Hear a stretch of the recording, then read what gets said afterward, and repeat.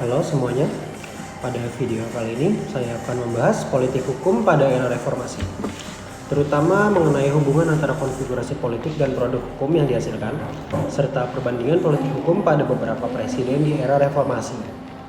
Jadi era reformasi itu dimulai pada tahun 1998 setelah runtuhnya pemerintahan Orde Baru di bawah Presiden Soekarno. Reformasi muncul karena adanya krisis ekonomi, korupsi otoriter, dan kelemahnya pelindungan terhadap hak-hak masyarakat. Jadi sejak saat itu Indonesia mulai bergerak menuju sistem yang lebih demokratis. Karakteristik konfigurasi politik pada era reformasi dapat dilihat dari adanya keterbukaan politik, kebebasan berpendapat, sistem multipartai, serta meningkatnya peran lembaga negara dan masyarakat sipil. Kalau pada masa Orde Baru, kekuasaan itu jadi lebih terpusat pada presiden. Jadi pada era reformasi itu kekuasaan menjadi lebih tersebar dan diawasi. Tapi konfigurasi politik yang lebih demokratis ini juga yang jadi menimbulkan masalah tersendiri, yaitu politik jadi lebih kompetitif, partai politik semakin banyak dan sering munculnya kompromi politik yang lebih mementingkan kepentingan elit. Jadi kepentingan rakyat itu dikesampingkan sementara elit itu lebih didahulukan, yang mana harusnya kepentingan rakyat itu menjadi prioritas utama dalam sebuah negara. Jadi demokrasi ini sendiri tidak selalu menghasilkan kebijakan yang ideal. Terkadang justru dari kebijakan ini pula yang bisa melahirkan tarik-menarik kepentingan. Lalu selanjutnya, karakteristik produk hukum era reformasi cenderung lebih responsif dan demokratis dibanding era sebelumnya.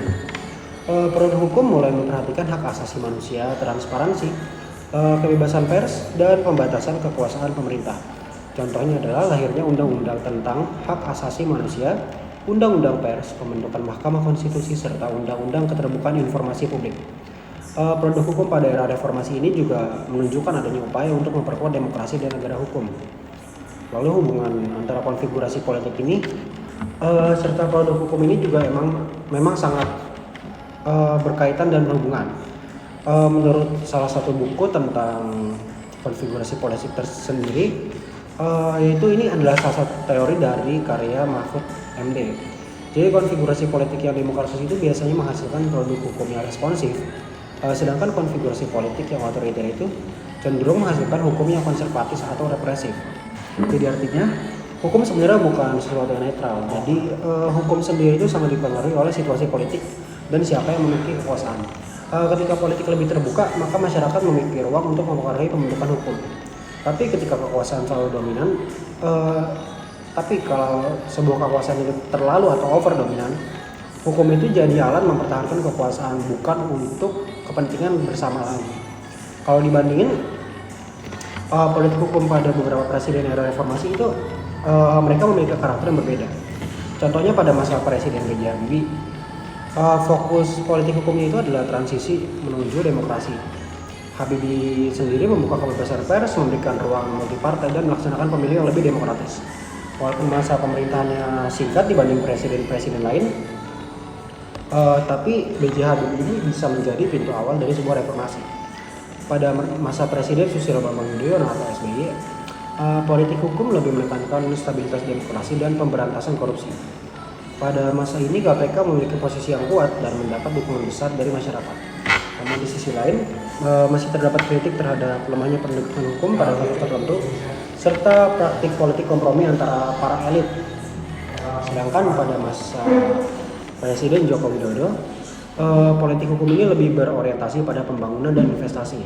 Contoh paling jelasnya yang sangat jelas terlihat itu adalah Undang-Undang Cipta Kerja atau Omnibus Law. Jadi pemerintahan ini beralasan bahwa regulasi tersebut dibuat untuk mempercepat investasi dan pembukaan lapangan pekerjaan. Tapi banyak masyarakat yang menilai proses pembentukan ini kurang partisipatif dan lebih menguntungkan kepentingan ekonomi dibanding perlindungan tenaga kerja dan lingkungan. Jadi dari sini bisa terlihat bahwa walaupun sama-sama berada di era reformasi, setiap presiden itu memiliki arah politik hukum yang berbeda sesuai situasi politik, kepentingan pemerintah, dan prioritas pembangunan masing-masing. Jadi menurut saya pribadi, era reformasi ini juga memang berhasil menciptakan sistem politik yang lebih demokratis. Tapi demokrasi Indonesia masih menghadapi banyak masalah. Misalnya kayak korupsi politik, lemahnya independensi hukum, dan dominasi kepentingan elit. Jadi seringkali itu hukum terlihat tajam ke bawah tapi tumpul ke atas. Ini menunjukkan bahwa reformasi hukum di Indonesia belum sebenarnya selesai.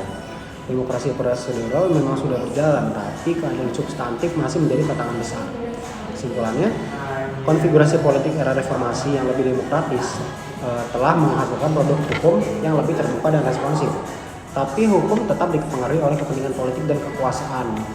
Jadi kualitas demokrasi dan penegakan hukum harus terus diperbaiki agar hukum benar-benar menjadi alat untuk mencapai keadilan, bukan sekedar alat politik. Sekian dari saya, terima kasih.